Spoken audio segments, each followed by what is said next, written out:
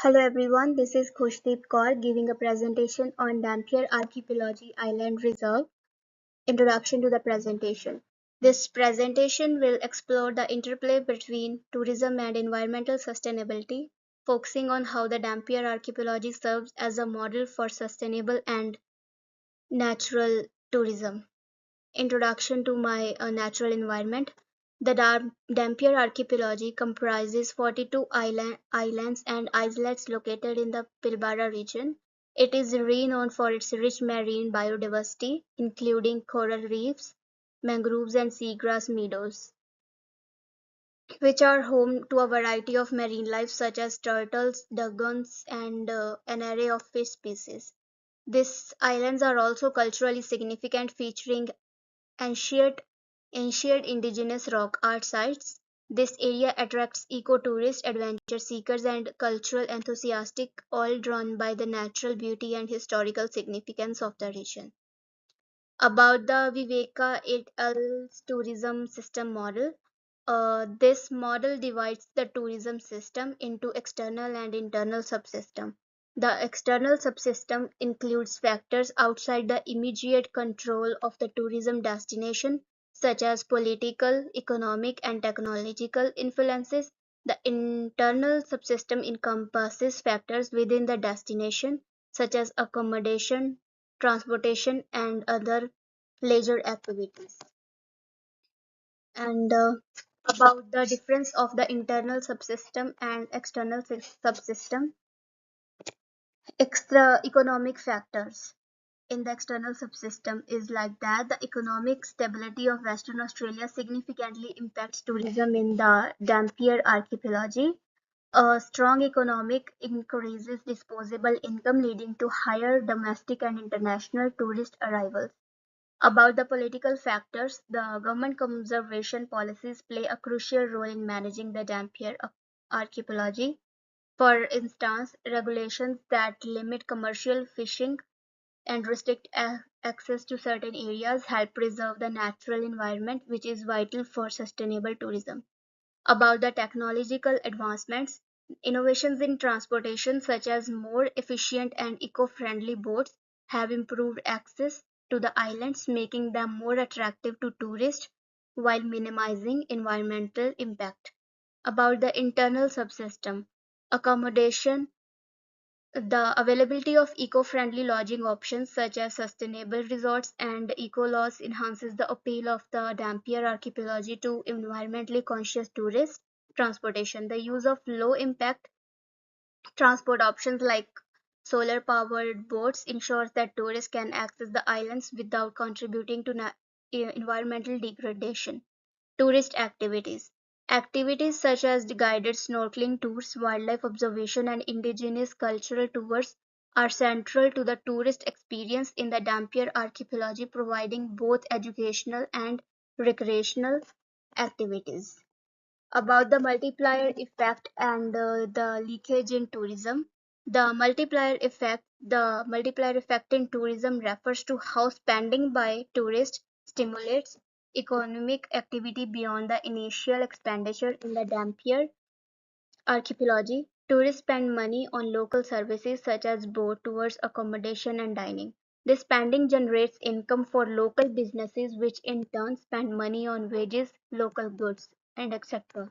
About the leakage, it occurs when money spent by tourism leaves the local economy, often due to the need to import goods or because profits are repatriated to foreign owned businesses. In Dampier archipelago, leakage can occur if tourists book tours through international companies or stay in accommodation owned by companies based outside of Australia. This reduces the economic benefits that remain in the local community.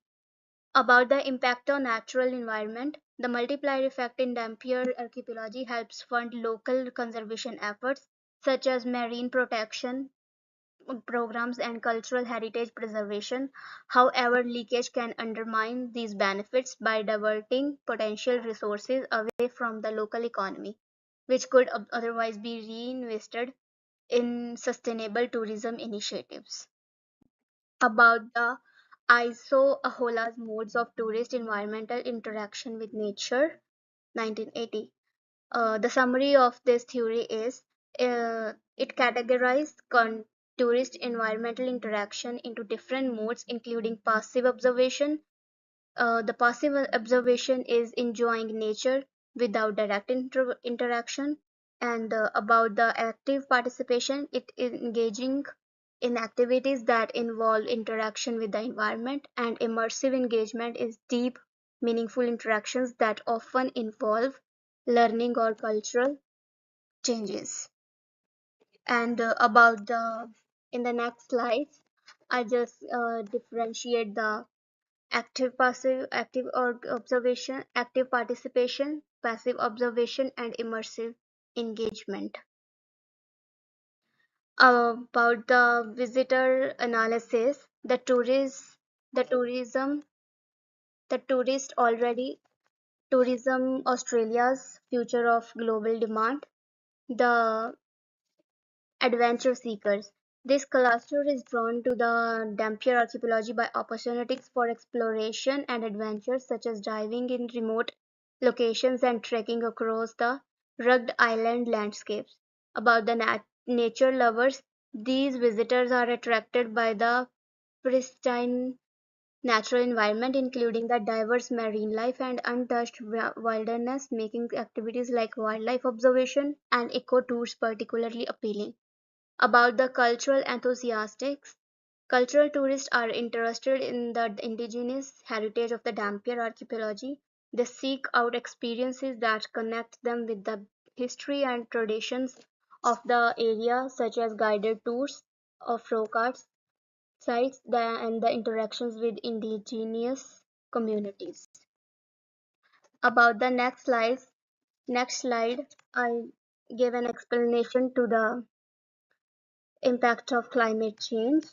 Climate change analysis. The Dampier archipelago is vulnerable to several climate change impacts, including rising sea levels, which threaten to submerge low-lying areas, and increasing sea temperatures, which can lead to coral bleaching and the loss of marine biodiversity.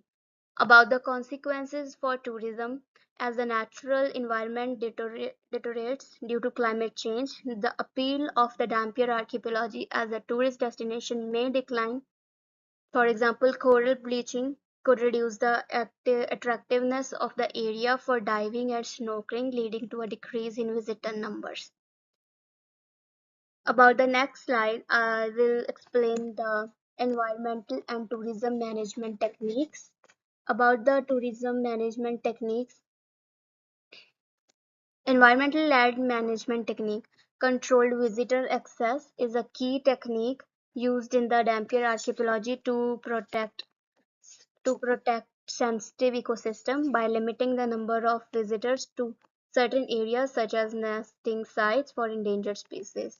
About the tourism management technique, the development of their sustainable accommodations such as eco-laws helps manage the environmental impact of tourism in the Dampier archipelago. These lodges are designed to have the minimal ecological footprints using renewable energy sources, waste reduction systems. About the next slide, I designed a new sustainable cultural tourism product, which is Kotler's model application. It has five products: core product, basic product, expected product, augmented, and potential. And here are the references which I used for this presentation. And thanks a lot. Hope you like my presentation. Thank you.